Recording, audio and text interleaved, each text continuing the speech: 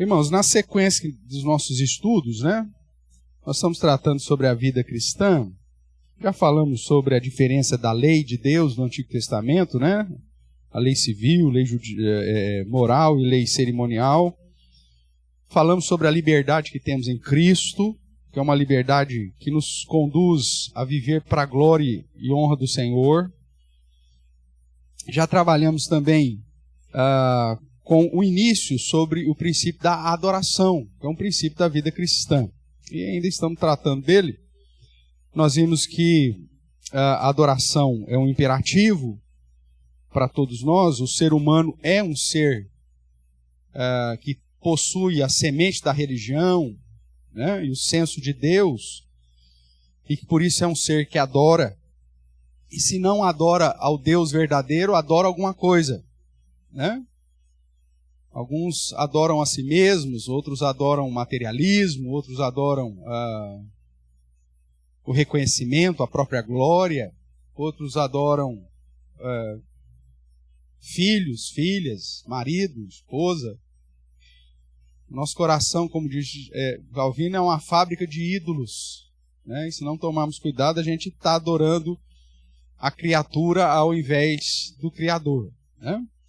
Vimos também que a adoração, em relação ao cristianismo, significa temer, amar, louvar, invocar, crer, servir de todo coração, de toda alma e de toda força ao Senhor revelado nas Escrituras.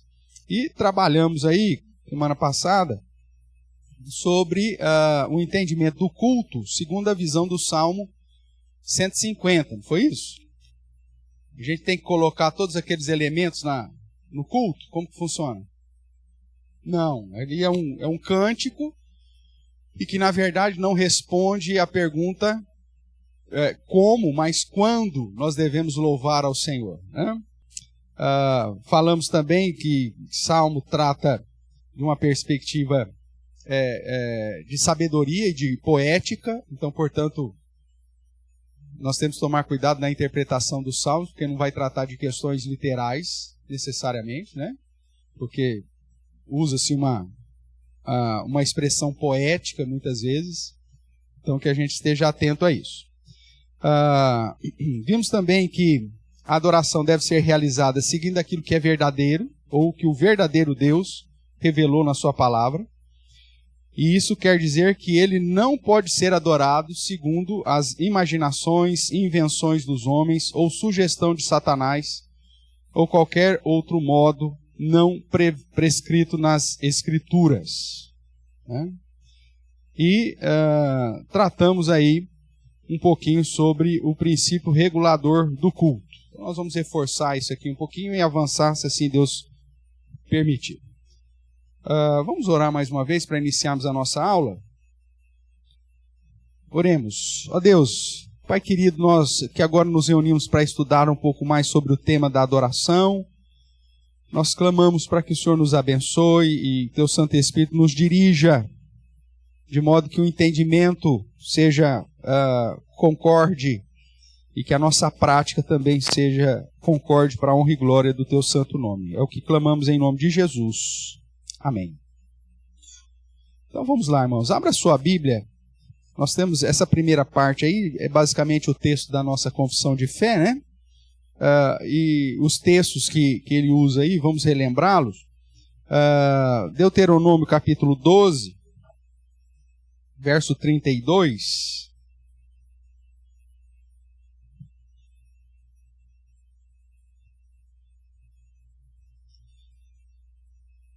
Capítulo 12, se você observar, inclusive, aí o título que foi dado no capítulo 12 é o lugar do culto verdadeiro, né?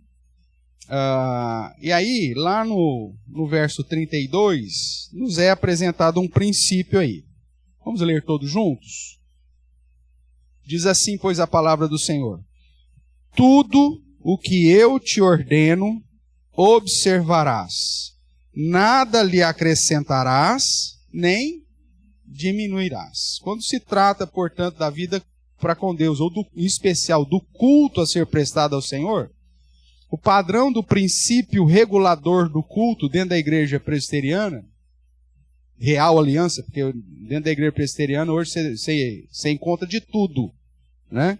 A denominação está passando, irmãos, por uma situação de crise, já faz alguns anos.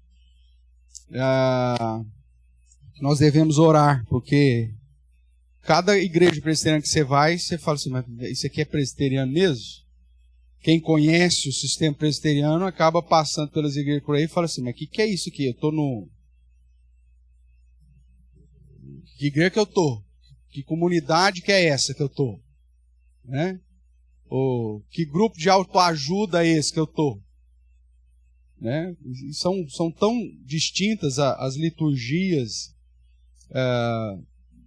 na igreja presbiteriana que acaba descaracterizando o culto e o princípio regulador desse culto. Para a igreja presbiteriana, vamos dizer assim, raiz, né? Não, como é que vocês brincam aí, os adolescentes, né? Nutella? Então, para a igreja presbiteriana, raiz, princípio regulador do culto, está afirmado nesse princípio aqui. Eu só faço aquilo que Deus ordena. Eu só observo no culto, elementos que eu vou colocar no culto, aquilo que Deus manda eu colocar. Não acrescento nada e não diminuo nada. Esse é o princípio regulador. Pelo menos da igreja raiz. Dentro das mais variadas facetas dessa igreja maquiada, dessa igreja trans que a gente tem por aí, né? Hoje tem igreja trans, não sei se você sabe, mas tem, né? Ela não sabe o que ela é, então cada dia ela tem um jeito diferente. Então, olhando para a igreja verdadeira, o princípio regulador é esse. Eu vou cumprir, observar o que Deus ordenou. Nada acrescento, nada diminuo. O que é isso? O que seria um acréscimo, pastor? Vamos lá. Culto a Deus, irmãos, como nós já estudamos até agora, adoração é um culto prestado, direcionado à divindade, ao Senhor, como sendo o centro de tudo na adoração. Nós vimos lá em Gênesis 4, quando estudamos, o foco é apresentar uma adoração ao Senhor. Não é apresentar adoração às pessoas que vêm à igreja, aos visitantes, ou quem quer que seja. É justamente por isso que é proibido você fazer culto para os mortos. Por que a igreja presbiteriana não faz culto do sétimo dia, pastor? Porque isso é proibido na palavra do Senhor. Não existe culto em favor de alguém. O culto é sempre direcionado a Deus. O máximo que você vai fazer em vida, né? Seu Osiel vai completar os 120 anos dele. Falta pouco. Então vai completar os 120 anos. E aí nós vamos fazer um culto de ações de graças pelos 120 anos. Mas esse culto de ações de graças é para o seu Osiel? Não. É a Deus pela vida do seu Osiel. Então isso tem que ficar muito claro. Aí que acontece? Então, tem culto do bebê na igreja presbiteriana do Brasil? Não tem, cara. Vem as mães, o desfile das mães com os bebezão, com os juninhos, com as juninhas, né? Então, você está honrando quem nesse negócio? As mães. Aí as mães mostram, tive meu bebê e tô magrinha. Aí vem andando. Né? E deixa as gordinhas pro final, porque tal. Então, não cabe um negócio desse dentro da igreja presbiteriana. Nós vamos fazer um culto de ações de graças pelos bebês que nasceram. Podemos fazer isso? Pode. Mas não tem o porquê de você fazer o desfile das mães com os bebês. Traz oferenda para o bebê. Quem está no culto de bebê, quem que vai ganhar os presentinhos? Os bebês. Aí com essa roupagem bonitinha, nossa, as mães ficam... É a oportunidade de convidar aquela irmã que teve bebê que não é muito firme na igreja para vir na igreja, nós vamos dar uma biblinha. Não, meu amigo, você pega, faz isso, faz uma visita lá. Você vai lá orar pela vida lá do mancebo, né? Tal. E aí você presenteia lá. Você não faz um evento cultico para isso. Não cabe dentro da Igreja Presbiteriana do Brasil. Ah, pastor, mas eu já fui na Igreja Presbiteriana, centenária, não sei das quantas, lá faz. Está errado. Porque não é uma Igreja Presbiteriana raiz. É Nutella. Tá? Então, e outra, nós reservamos dentro do padrão de adoração, por convenção, e por seguir a tradição dos primeiros cristãos, que o domingo é o dia do Senhor. Amém? Isso. Então, os horários que estão convencionados, irmãos, é sua responsabilidade como crente estar presente, seja escola dominical, seja culto à noite. Se nós resolvemos marcar, sei lá, uma reunião no meio da tarde aí de oração no domingo, é seu compromisso estar presente também, porque é o dia do Senhor. E que é voltado para atividades que glorificam a Deus e, de um modo muito mais específico, o culto, que é a reunião de todos os crentes e os menores que estão debaixo da aliança deles, para apresentar a Deus o culto como o Senhor ordenou. Portanto, dentro desse princípio, nada poderia substituir o culto. Então, que é uma prática comum nas igrejas também. Domingo de Páscoa, que a gente já sabe que não é de Páscoa, mas continua falando que é de Páscoa. Tudo bem. Aí, nós não teremos culto. Nós vamos ter cantata. No horário que era para ser do culto. Biblicamente e confessionalmente, isso cabe? Não. Não cabe. Isso é um desvio. Isso é um acréscimo. Ou o que é pior, uma diminuição. Porque a cantata é um instrumento, o pessoal fala, não, mas é para louvar a Deus. Então faz o seguinte, não convida ninguém. Convida ninguém. Põe a cantar o coral sentado na igreja, e aí ele canta para Deus. Ah, isso é um culto cantado. Agora, o que se faz na cantata? Você se apresenta para quem? Para quem veio assistir. Se exalta quem? As próprias vozes. Ou o miserável do solista. Que aí você tem que pôr uma luz, inclusive dá um holofote no Zé Ruela lá, que naquele dia tomou banho, penteou o cabelo, põe lá. O cara canta. Ou então na solista. Ou então nas libélulas, né? Como chama? Com os véus esvoaçante, que vai fazer parte do teatro. Ou o velhinho que vem lá com o lençol de coração lá na cabeça, como se ele fosse um judeu da época de Jesus. O que é isso, irmãos? Isso é culto? Não. Ah, pastor, mas tem um lado importante da evangelização, não sei o quê. Ótimo, faz de segunda, faz de terça, faz de quarta, faz de quinta, faz de sexta, faz de sábado. Faz de domingo à tarde, não tem problema. Mas quando há uma convenção, que há um momento para a igreja se reunir para culto, então tem que ser o quê? Culto. Ah, mas é tão bonito. Só que as pessoas acham que a cantata substitui o evangelho. A palavra do Senhor diz que a salvação vem pelo ouvir da cantata. É isso que está escrito lá? Não. Da palavra. Ah, mas a cantata foi baseada na palavra, pastor. Não é a mesma coisa. Jesus não disse, ide por todo mundo e cantai a toda criatura. Tem isso na Bíblia? Ide por todo mundo e pregai a toda criatura. Há uma diferença gritante, irmãos.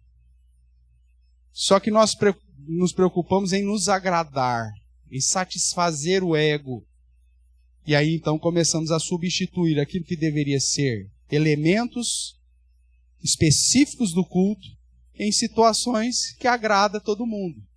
Isso é um erro. Como nós vimos, se não apresentarmos a oferta correta, Deus rejeita a oferta e o ofertante.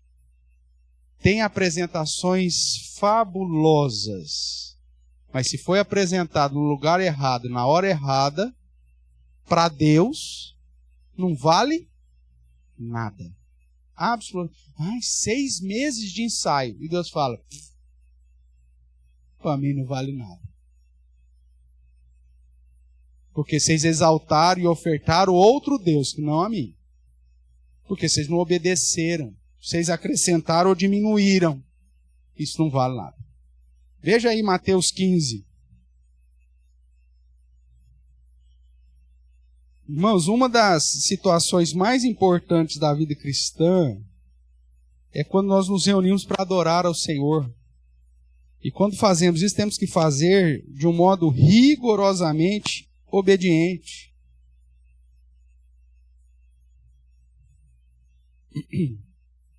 Vamos ler a partir do 7. Tem gente que fala assim, Jesus é tão amável. Acho que não conheceu o verdadeiro Jesus. Né?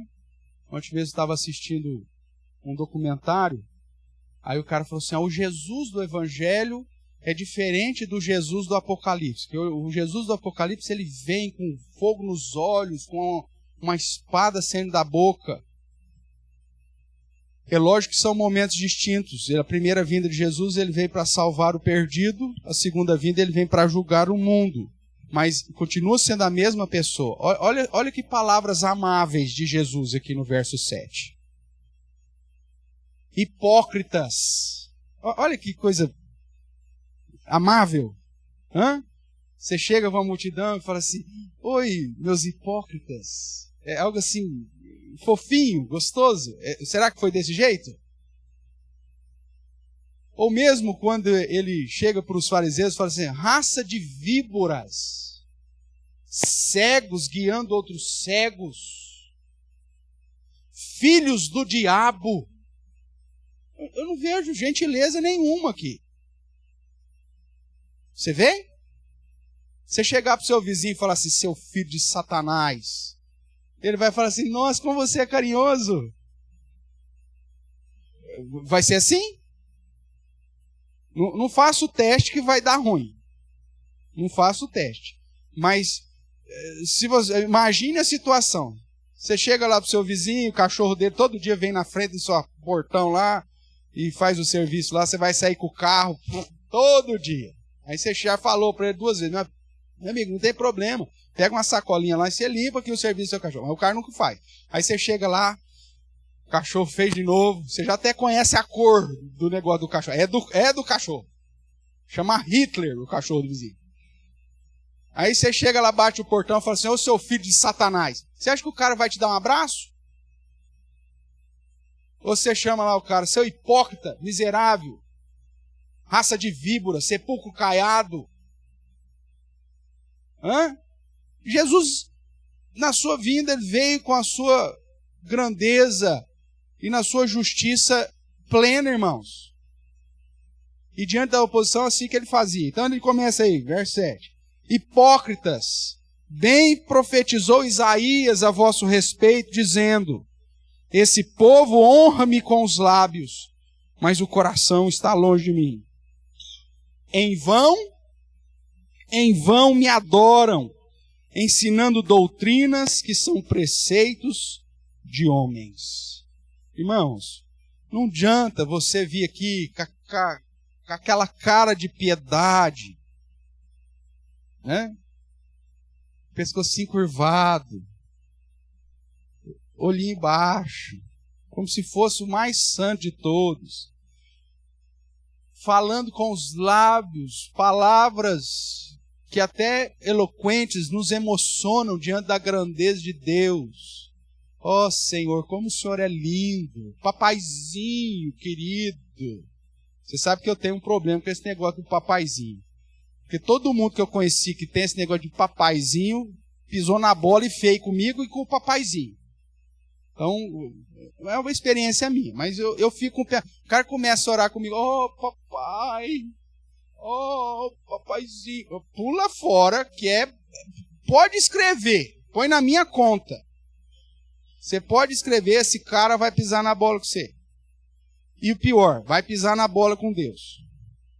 Porque é o seguinte, meu amigo, você tem uma intimidade, tamanho com esse papelzinho, até em casa acontece, menino chega, ô papai, pronto, já vem bucha. O que aconteceu? Porque no dia a dia ô pai, ô pai. Aí o dia que, ô papai, pode saber. Não é assim que acontece, pelo menos a minha experiência, é assim que acontece. Então o cara vem lá com palavras doces, maravilhosas. Aí você fala assim, meu amigo, mas e a sua vida? Como que tá? 100%? Não. Então para com esse negócio, cara. Porque são pessoas que em vão o adoram. Porque os lábios honram o Senhor, mostram o negócio como se tivesse uma intimidade com Deus, mas o coração está longe de Deus. A principal característica de um culto verdadeiro é você ser verdadeiro no culto. Nós estamos chegando diante daquele que é o Senhor dos Senhores, o Deus Todo-Poderoso, gracioso, é verdade, mas continua sendo o Deus Todo-Poderoso. E é por isso que ele diz, não achegai-vos a mim, eu não tenho prazer.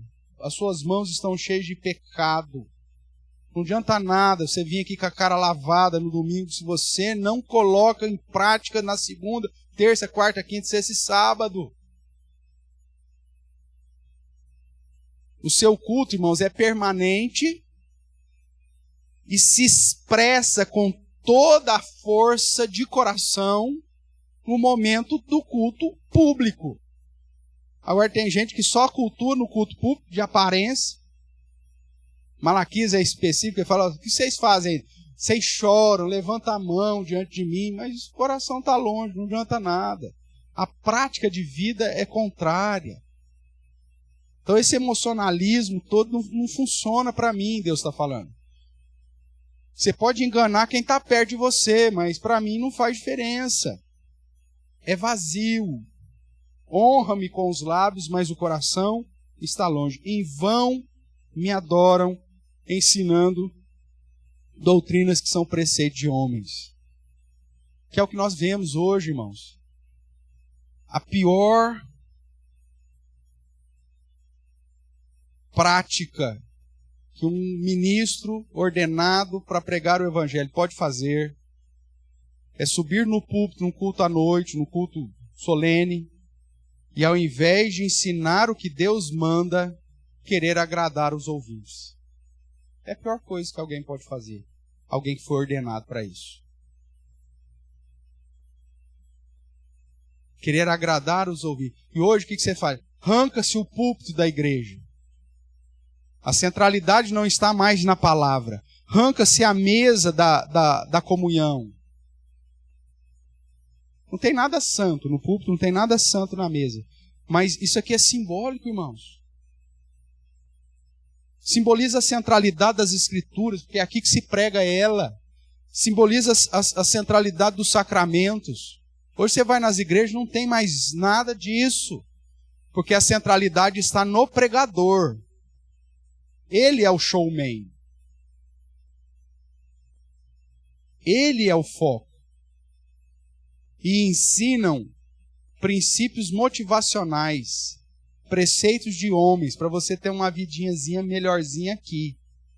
Mas não traz os preceitos de Deus. Irmãos, é isso que nós estamos vivendo. O culto hoje está em crise. E o problema é o seguinte: você traz as pessoas, você ensina as pessoas sobre o culto, sobre a adoração, aí elas falam assim, mas eu vou procurar uma igreja que eu me sinta bem.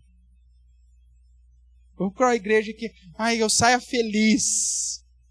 Nossa, até arrepiei hoje no culto. Você viu o testemunho que o cara contou? Mas e a palavra? Foi pregada? Não, a palavra não se prega. Porque o foco está no homem. Isso é terrível, irmãos. Só que as pessoas procuram lugares que se mostram como fonte de alegria para si, né? Ai, minha vida já é tão difícil, vou lá, o pastor fica falando de pecado, fica falando de mudança de vida, de purificação, consagração, obediência, temor a Deus. Ai, a vida já é tão pesada. Meu amigo, você quer uma situação para dar uma aliviada? Vai no circo. No circo, vai lá, tem um palhaço lá que vai engraçado, lá e você sai de lá. Nossa, ficou muito bom. Ótimo. Mas a igreja não é isso.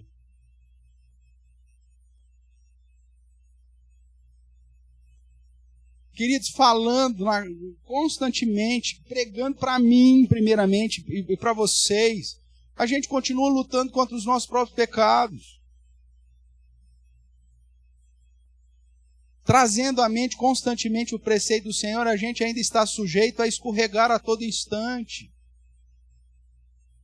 Agora, se eu descaracterizo a adoração, descaracterizo o culto para fazer um negócio agradável, eu vou te conduzir feliz para o inferno. Olha que coisa, eu vou para o inferno, mas estou infeliz. Não adianta nada. O destino final é que conta. E não como você está indo. Que eu vá para o céu em contrição. Que eu vá para o céu esbofeteando-me. Que eu vá para o céu com choro, com lágrimas, como Tiago vai dizer, transforma o vosso riso em choro. Mas que eu vá para o céu. O destino é que importa, irmãos.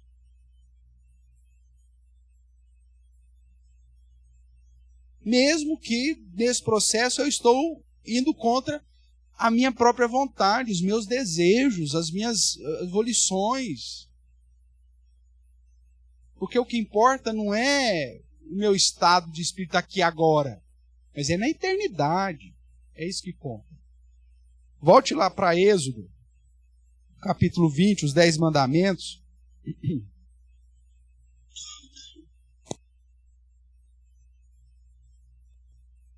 Lembrando aí que os 4 primeiros mandamentos referem-se a Deus, né? E aí nós temos o segundo mandamento.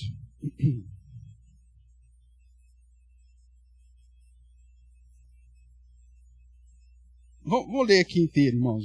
O capítulo 20 diz: Então falou Deus todas essas palavras. Eu sou o Senhor teu Deus, que te tirei da terra do Egito, da casa da servidão. A base para toda a moralidade de Deus é o fato da libertação de Deus. Nós já estudamos isso, nós temos no playlist lá uma sequência sobre a lei de Deus. Não vou lembrar o nome, o título que eu dei na época, mas se procurar lá no playlist vai ter uma sequência lá sobre os 10 mandamentos. E a gente vê que Deus poderia muito bem ter usado aqui como prefácio das 10 mandamentos, falar, eu sou Deus, o Criador de todas as coisas, então faz o que eu estou mandando. Poderia ser simplesmente assim. Mas Deus usa como argumento para os 10 mandamentos o fato dele ser o libertador. E aí ele vai dizer, o primeiro mandamento está aí no verso 3. Não terás outros deuses diante de mim. Esse é o primeiro mandamento, que exige o princípio moral da exclusividade.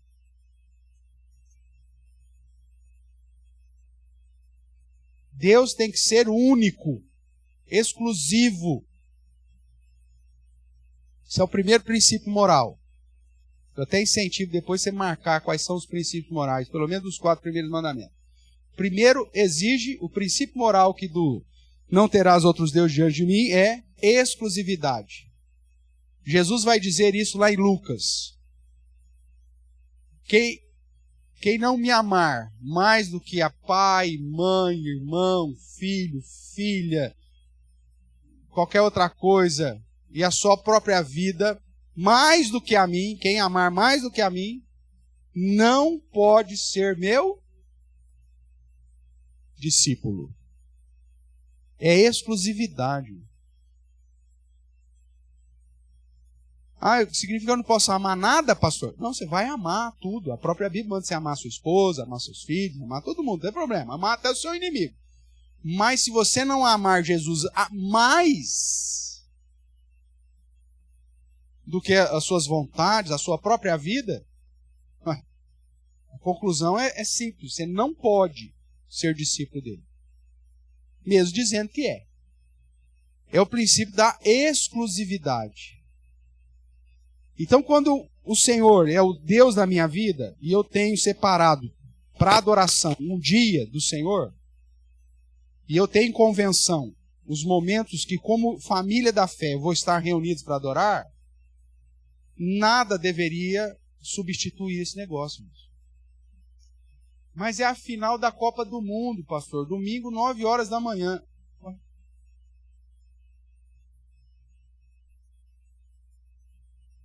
Pastor, a final da Fórmula 1. É sempre de manhã.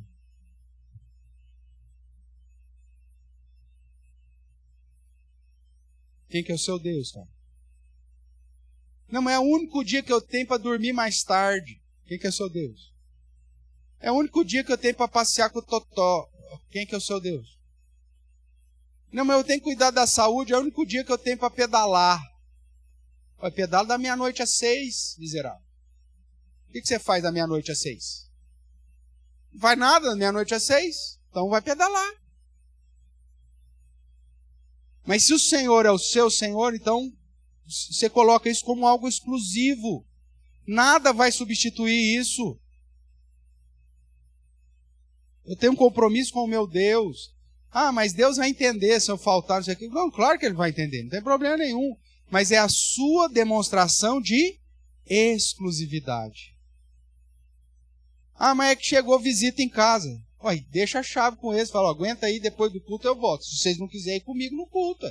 Ou então vocês voltam outra hora.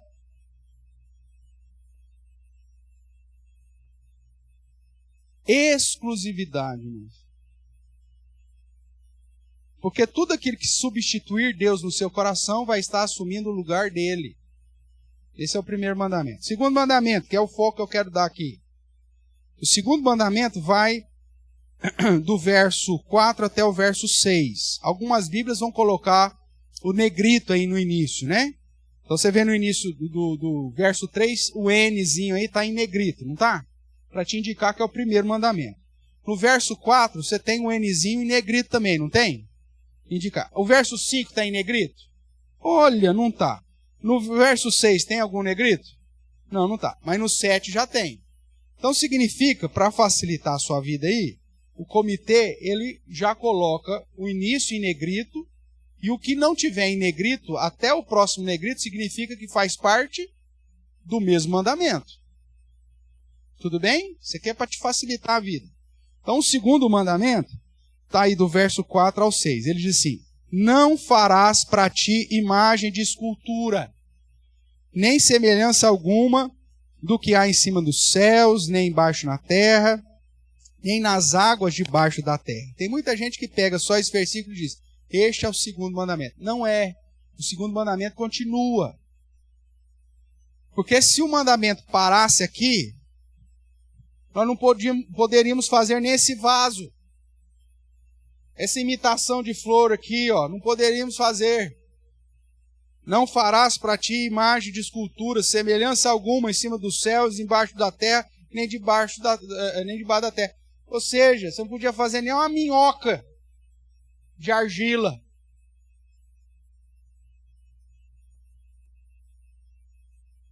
Tinha que matar todo artesão. Mas o segundo mandamento não está falando ou proibindo você de fazer alguma coisa. Porque o mandamento continua. O que está sendo proibido é você fazer alguma coisa. Verso 5 agora. Não as adorarás, nem lhes darás culto. Porque eu sou o Senhor teu Deus, Deus zeloso, que visito a iniquidade dos pais nos filhos até a terceira e quarta geração daqueles que me aborrecem, e faço misericórdia até 1000 gerações daqueles que me amam e guardam os meus mandamentos. Aqui, irmão, você tem o princípio moral da prioridade. O único digno de receber adoração é o Senhor. Então a proibição não está no fato de fazer alguma imagem, mas é fazer alguma imagem com o objetivo de adorar, de prestar culto. O próprio Deus mandou Moisés fazer uma serpente de bronze. Isso, né? Que depois deram o nomezinho para ela de Neustã. Se você fez uma imagem e deu um nome para ela, pode saber que vai dar ruim. E aí começaram a adorar Neustã. Aí lá no período dos reis, o que Deus manda fazer com a Neustã? Pó. Queima. Acaba com esse trem. Porque o povo de Israel estava prestando culto. O próprio Deus mandou fazer a Arca da Aliança e colocar no tampo da Arca da Aliança o quê? A imagem de quem? De anjo, 2 querubins com as asas tocando. Lembra disso? Ué, mas não é proibido fazer imagem? É proibido fazer imagem com o objetivo de adorar, de adoração, de prestar culto. Por quê? Porque quando se trata de culto, a prioridade é adorar somente a Deus. E veja que Deus atrela esse mandamento de adorar somente a Ele, de que as suas bênçãos sobre a minha vida e as minhas gerações vão estar na fidelidade dessa minha adoração. O contexto é esse. Não prestar adoração a outras coisas, outros objetos. É o que Jesus depois lá em João, falando com a mulher samaritana, vai dizer que Deus é Espírito. Importa que os seus adoradores o adorem em espírito e em verdade. Isso aponta para o fato de que a adoração a Deus, irmãos, não vai estar vinculada a nenhum objeto, a veneração de nenhum desenho. E, inclusive, Jesus afirma que o Pai procura tais adoradores.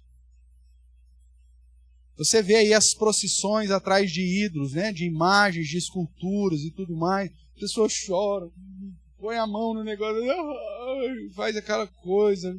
A emoção do cara é verdadeira, não sei o quê, é sincero. Mas Deus está falando, isso aqui eu não aceito isso é abominável. E eu, por conta dessa falta de prioridade na adoração, eu vou pesar a mão sobre você e a sua descendência. Não é simples, irmãos. Não é à toa que você vai encontrar tantas pessoas que você apresenta o verdadeiro evangelho e elas ficam atreladas à tradição familiar. Falam, mas minha bisavó, essa imagem era a imagem da minha bisavó, que passou agora para minha avó, depois passou para minha mãe, agora é minha. Como agora o senhor está falando que eu tenho que sumir com esse troço aqui?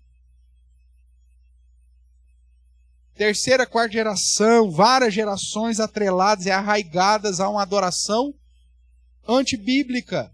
E aí se apresenta o evangelho, a pessoa às vezes não consegue se desvencilhar disso. Ela fala, ai, mas minha família inteira sempre foi católica. Já ouviu gente falando assim? Como que eu vou deixar agora? Eu vou ter que quebrar o São, não sei das quantas aqui, São Nunca, a imagem do São Nunca. Eu sou o único que tem a imagem de São Nunca. Não tem o dia de São Nunca? Então, São Nunca. Era o único que tinha. Agora, como que eu vou? O oratório feito de carvalho. Como que eu vou pôr fogo nisso, pastor? Deus quer a prioridade, mano. Tem gente que não consegue desvencilhar dessa cultura de idolatria. Continua adorando as imagens. No culto a Deus, irmãos, o foco precisa ser prioritariamente somente a Deus. Aí você vê nas igrejas evangélicas, os caras agora mandam fazer, vem pela internet, Arca da Aliança, a genuína. medidas precisas. Tararara. E aí as igrejas evangélicas trazem esse bendito elefante branco de bolas rosas, porque, pelo amor de Deus, para que serve aquele trem? E faz o culto da entrada da Arca da Aliança, como se ali representasse a presença de Deus no culto. Tem uma cena da igreja quadrangular, acho que lá de Belo Horizonte, os caras foram pedir o caminhão dos bombeiros para trazer a bendita arca, cara. Parou o trânsito da capital do estado para vir com a bendita arca em cima do carro do corpo do bombeiro com sirene. Para na frente da igreja. Aí pega 2 malucos lá, 4 malucos lá para pôr nos varais, os caras vêm andando, dançando com a bendita arca no lombo, e o povo chorando, dentro de uma igreja evangélica, pelo amor de Deus, cara. Cai fogo do céu para queimar, não para salvar. Porque, pelo amor de Deus, onde já se viu uma coisa dessa? Aí vai lá, põe aquela bendita, aquela van enorme lá, estacionado ali no púlpito. Ai, Deus está presente. Tocando chofar. Parece aquelas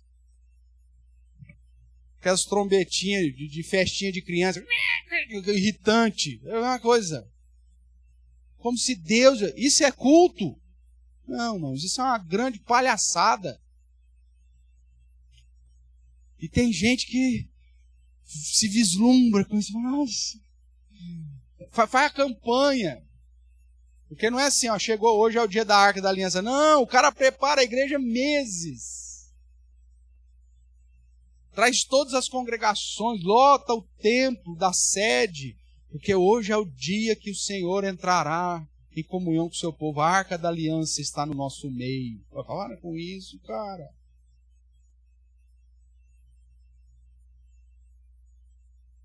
E você olha para as pessoas acham que aquilo lá é certo.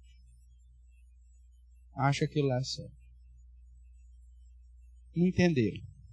Não entenderam. Só para aproveitar que estamos aqui, depois no verso 7, você tem, não tomarás, é o terceiro mandamento, não tomarás o nome do Senhor teu Deus em vão, porque o Senhor não terá por inocente que tomar o seu nome em vão.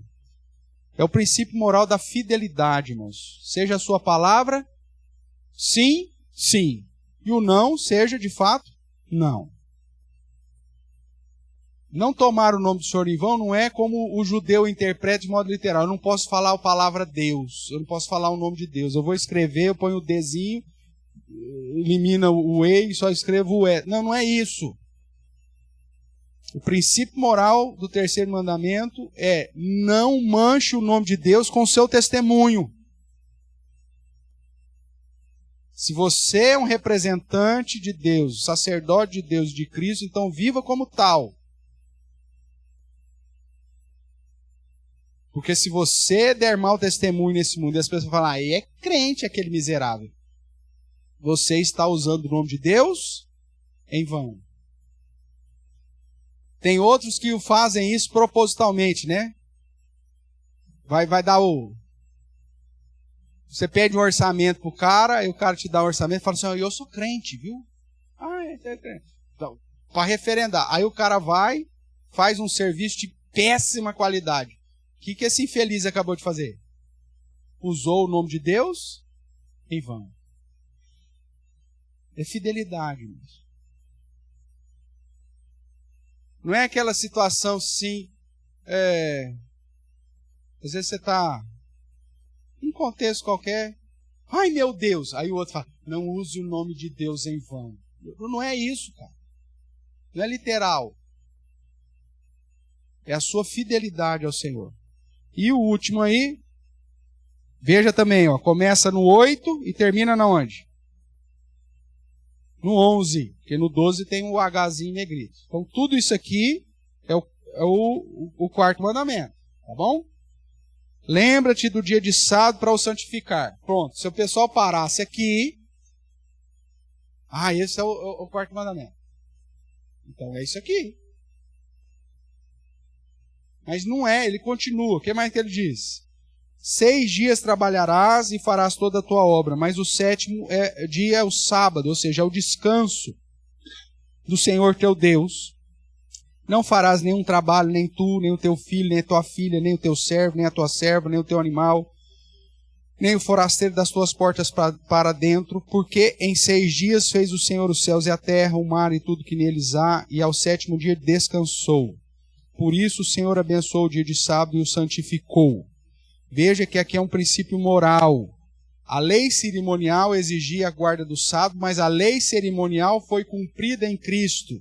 Então eu preciso entender agora qual o princípio moral da lei moral. Porque aqui, se eu for guardar o sábado na perspectiva cerimonial, eu estou guardando na lei cerimonial. Mas aqui o que ainda está em voga é a lei moral. O que está por trás disso? Qual que é o princípio moral disso? Veja que o fato é, Deus trabalhou, 6 dias trabalharás e farás toda a sua obra. Verso 9. O foco aqui é que numa semana você tem que tirar um dia para confiar que toda a provisão sobre a sua vida vem de Deus. Você descansa um dia em 7, não trabalha, e ninguém, nem seu empregado, nem sua empregada, nem seu jumento, nada, porque você está confiando que o Senhor é aquele que vai providenciar todas as coisas. É o princípio da confiabilidade. Onde eu sei que, humanamente falando, vamos lá, eu tenho comércio. Pô, domingo eu vou vender mais que todos os outros dias. Mas eu confio que Deus é quem me sustenta. Então, como eu sou crente, domingo é o dia que foi reservado para eu estar trabalhando ao Senhor. Então, esse dia eu não vou trabalhar. Nem a mim, nem meus empregados. Porque eu confio que a provisão vem do meu Deus, que fez todas as coisas. Então, veja, princípio da exclusividade, da prioridade, da fidelidade, da confiabilidade. É disso que trata a lei moral, princípios morais. Não na perspectiva cerimonial, porque a lei cerimonial já foi cumprida. Tudo bem até aqui?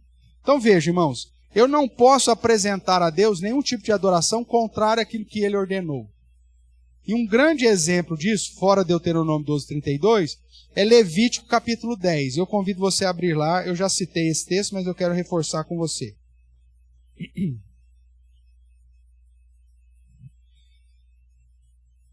Levítico capítulo 10 diz: Nadab e Abiú, que já tinham sido consagrados, inclusive como sacerdotes, filhos de Arão, tomaram cada um seu incensário e puseram neles fogo, e sobre este incenso, e trouxeram fogo estranho perante a face do Senhor. E aí a frase decisiva, né? O que lhes não ordenara, o que não foi pedido, o que não foi ordenado. E justamente porque eles trouxeram um fogo estranho que não foi ordenado, então saiu fogo diante do Senhor e os consumiu, e morreram perante o Senhor. E falou Moisés a Arão: Isto é o que o Senhor disse: Mostrarei a minha santidade naqueles que se cheguem a mim, e serei glorificado diante de todo o povo. Porém Arão se calou. Então Moisés chamou a Misael, a Eusafã, filho de Uziel, tio de Arão, e disse: Chegai-vos, tirai vossos irmãos de diante do santuário para fora do arraial. Chegaram-se, pois, e levaram nas suas túnicas para fora do arraial, como Moisés tinha dito. Moisés disse a Arão e a seus filhos Eleazar e Itamar: Não desgranheis os cabelos, nem rasguei as vossas vestes, para que não morrais. Nem venha grande ira sobre toda a congregação. Mas vossos irmãos, toda a casa de Israel, lamentem o incêndio que o Senhor suscitou. Não saireis da porta da tenda da congregação, para que não morrais, porque está sobre vós o óleo da unção do Senhor. E fizeram conforme a palavra de Moisés. Veja que Deus não permitiu o pai nem chorar a morte do filho. Porque a morte dos filhos foi uma consequência de algo que Deus não havia ordenado. Foi uma desobediência extrema. Então Deus falou: nem chora. Se você for chorar por alguma coisa, você lamenta o incêndio que aconteceu. Porque Deus mandou fogo do céu, queimou os meninos e deve ter queimado mais alguma coisa lá. Isso mostra, irmãos, a seriedade que é se apresentar diante de Deus. Pastor, por que não acontece isso de novo? Irmãos, nós estamos no período da graça. Mas a verdade do Senhor não muda. Quando você olha lá para Êxodo 20, do verso 4 a 6, ele diz que aquele que não adora com exclusividade ou da maneira correta que ele quer, que ele vai pesar a mão, inclusive, sobre gerações. Então, o fato de Deus não mandar fogo hoje e queimar ninguém mais, né, muitas vezes acaba fazendo as pessoas relaxarem. Não vai acontecer nada. Com Deus não se brinca. Um dia a casa cai. Pode ter certeza disso. Nosso Deus não é menino. Você quer servi-lo, faça do jeito correto, direito. Principalmente naquilo que tange a sua vida de testemunho e a sua adoração. Por isso Hebreus diz, não deixemos de congregar. É uma responsabilidade nossa. Desse modo, então, nós definimos que o princípio regulador na igreja presbiteriana está pautado naquilo que Deus ordena. E a diferença, irmãos, é que nas outras igrejas o princípio regulador está pautado naquilo que Deus não proíbe. Isso faz toda a diferença. Então, Deus não proibiu dança. Não tem nenhum texto bíblico, não dançais. Então, vamos dançar. Vamos pôr teatro no culto. Ou vamos, o pastor vai vir fantasiado de Batman. Né? De um super-herói qualquer. Né? Para mim seria muito difícil um negócio desse. Né? Isso porque não tem nenhum modelito que caiba aqui de super-herói. Os caras são tudo no extremo. Mas, já você procurar, você vai ver aí. Pastores fantasiados de super-herói para vir pregar na igreja. Né? Para com isso, cara. Seja fiel. Se você realmente for ordenado para isso, para pregar o evangelho, prega o evangelho e não aquilo que as pessoas querem ouvir. Seja fiel na pregação. Falando rapidamente entre os elementos essenciais e as circunstâncias de culto, nós já mencionamos isso, mas relembrando, dentro do padrão que Deus ordenou, ele ordenou alguns elementos que nós chamamos de elementos essenciais do culto. Então, o culto tem que ter oração, tem que ter leitura da palavra, exposição das escrituras, ofertório, sacramentos. Né? Alguns até nos criticam, falam, por que vocês não fazem Santa Ceia todos os domingos? Foi simplesmente uma situação de convenção. Se amanhã depois nós resolvermos aí que vamos fazer Santa Ceia todos os domingos, não tem problema nenhum em fazer. Né? Mas entendemos que pelo fato de convencionarmos um domingo a cada mês, isso também não é prejuízo. Mesmo porque a Santa Ceia, ela foi estabelecida dentro do contexto de Páscoa, e a Páscoa celebrava-se apenas uma vez no ano. Então você tem aqui alguns argumentos. Porém, se isso for pedra de tropeço para alguém, amanhã depois a igreja resolve, pastor, nós vamos ter ceia todo domingo. Tudo bem, vamos ter ceia todo domingo. Se acharmos que é assim que tem que ser, então vamos lá, não tem problema nenhum. Né? Porque os sacramentos fazem parte dos elementos essenciais do culto. Então, o louvor, né? A adoração, os cânticos, hinos e salmos fazem parte da adoração. Agora, as circunstâncias, né? Vamos fazer oração silenciosa ou vamos pedir para alguém orar em favor de todo mundo? Circunstância. Vai ter louvor. Tem que ter louvor, é um elemento essencial. Pastor, tem que ter uma equipe de música. Ou pode ser só a capela. Olha, as circunstâncias vão determinar isso. Nós vivemos aí algumas semanas atrás, o fato que deu o apagão nosso aqui, que faltou energia na hora do culto. E nós resolvemos então cantar o último hino só no gogó, só nas vozes. Ótimo. O elemento não pode faltar. Agora as circunstâncias, elas podem mudar. Né? O culto vai ser realizado aqui, na Avenida Cristóvão Colombo, 503. Ótimo. Amanhã depois está colocando forro na igreja. A gente resolveu fazer no salão. Não importa. São circunstâncias. Porque o lugar aqui não é sagrado. Tudo bem? Não existe mais esse lugar sagrado. É a reunião do povo que faz do lugar sagrado. Então, essa é a diferença entre elementos essenciais e circunstâncias de culto. Né? Se vai ter violão, ou se vai ter bateria, circunstâncias. Depende. Tem gente para tocar violão? Tem, então toca. Não tem? Então não toca. Não tem problema nenhum. Vai cantar hinos ou vai cantar cânticos? Circunstância. Agora, os hinos, os cânticos precisam ou me conduzir à adoração, ao louvor, ou à consagração a Deus. Então, são situações que eu preciso estar atento aí. Então, o que é preciso para se adorar num sentido bíblico? Caminhando aí para o encerramento da aula de hoje. Primeiro, o alvo da adoração, né? Deus, o único, soberano e digno de adoração revelado nas Escrituras. Então, o foco, para que haja adoração no sentido bíblico, eu preciso vir adorar a Deus. Né? Pastor, parece ser tão óbvio, mas o óbvio precisa ser dito. Porque tem gente que vem tanto no automático, meu amigo, que ele acha que ele está vindo, sei lá, fazer qualquer outra coisa menos adorar a Deus. Né? Inclusive, ele não está nem sendo direcionado na liturgia, no serviço litúrgico. Tem gente que assim, demonstra um desprezo com o culto. O cara vem no culto e no cinema você desliga o celular, na consulta médica você desliga o celular, qualquer outra. Você entra num tribunal, você tem que desligar o celular, mas no culto não. Inclusive usa a hora da contrição, que está todo mundo de olho fechado, para ver se alguém mandou mensagem. Ou já para aproveitar, antecipar o pedido do iFood. Deixa eu pôr aqui o horário. Hoje o pastor está no...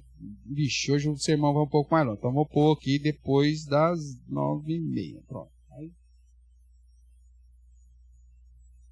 Entendeu? Amigo, você não está assistindo nada. Você veio prestar culto. Se o momento do culto manda você pensar na sua vida em contrição, então faça isso. Se o momento do culto convida você a se alegrar na presença do Senhor, apesar das circunstâncias, faça isso. Porque você veio aqui para prestar culto. Mesmo que o cara do lado não está prestando, o problema é dele, mas você veio para prestar. Não é um espetáculo que você veio assistir. Então Deus tem que ser o alvo dessa adoração. E aí, dois agentes interdependentes. A pessoa do ofertante, que é você, e a oferta que você vai oferecer. Isso nós já estudamos lá em Gênesis 4. Né? O exemplo é de Abel e Caim. Se você tem a oferta correta, mas não tem a postura correta, Deus rejeita os dois. E vice-versa. E vice-versa. A boa intenção, você vai lá para 2 Samuel 6, você vai ver a boa intenção de usar, tocando na arca para preservá-la. A boa intenção dele não mudou o que Deus havia decretado. Quem tocar na arca, morre. Pronto, acabou. Quando há uma prescrição de Deus, não existe outra coisa a fazer senão obedecer. Não adianta você falar assim, mas eu desobedeci com uma boa intenção. Morre do mesmo jeito, cara. Então obedeça. O padrão de culto é esse? Então tá. Então o padrão. Mas o padrão parece ser tão chato, parece ser tão mecânico, tão frio, não sei o quê. Tarará. É porque você está com o foco errado. Você está querendo vir adorar a si mesmo. Por isso que você está querendo um culto que te agrade. O culto não é feito para te agradar. Você não é o Deus ou é? O culto é feito para agradar a quem? A Deus, que inclusive ordenou o que tem que ter no culto e o que não tem. Então você não vem aqui para sair daqui alegre, agradado. Ai, o culto me agradou tanto.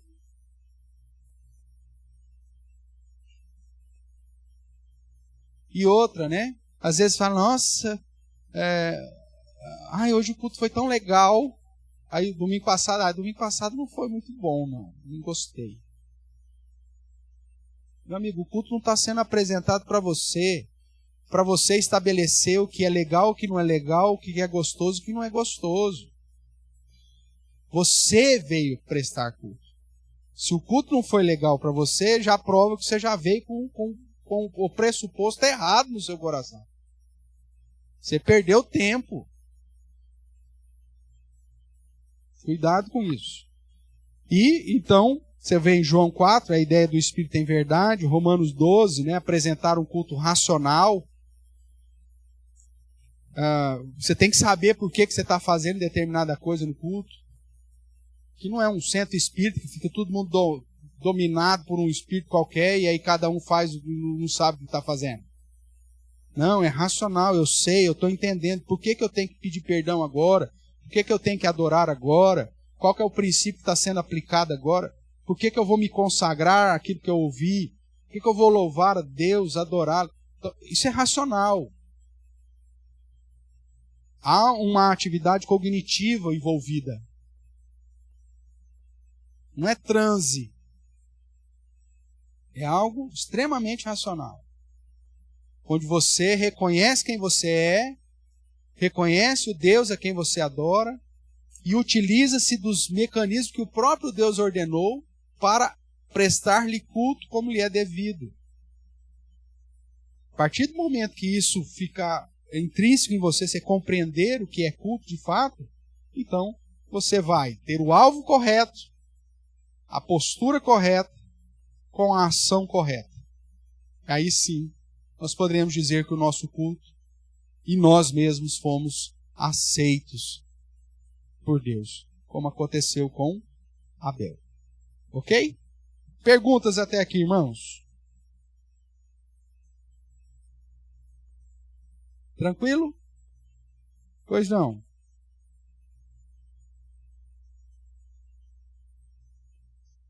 O primeiro é exclusividade. O segundo é prioridade. A prioridade é o Senhor. Não tem mais nada. É lógico que, por exemplo, quem está envolvido no culto aqui, então tem a liturgia, tem não sei o que, então tem alguém que vai dirigir a liturgia, alguém que vai tocar. O cara está às vezes preocupado com aquilo que ele vai participar. Mas a prioridade não é aquilo. A prioridade continua ainda sendo Deus. Tá? Esse é o foco. Tudo bem?